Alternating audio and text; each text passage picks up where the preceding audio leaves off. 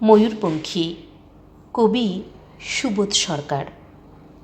মেয়ে হলে কি নাম রাখতে?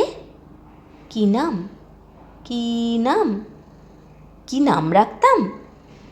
ময়ূরপঙ্খী।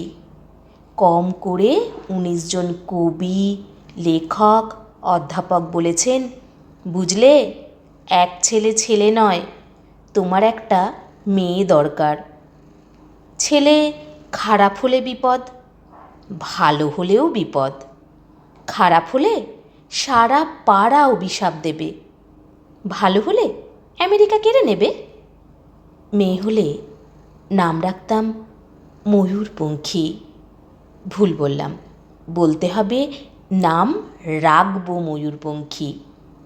ছোট্ট ছোট্ট পা, ছোট্ট ছোট্ট হাত, টলটল করে সে এগিয়ে আসছে আমার দিকে। ময়ূর, মা, তুই আমাকে ভালোবাসবি তো? ছেড়ে যাবি না তো? অ্যাপ্লাই করেছ?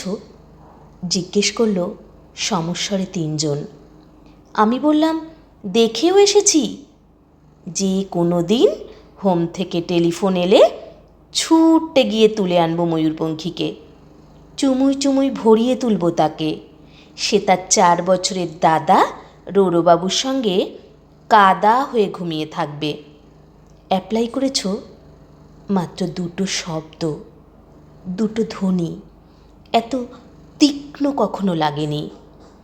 রাত্রে ঘুমের মধ্যে বহুদূর থেকে প্রতিধ্বনি এসে জিজ্ঞেস করলো, অ্যাপ্লাই করেছ? অ্যাপ্লাই করেছ?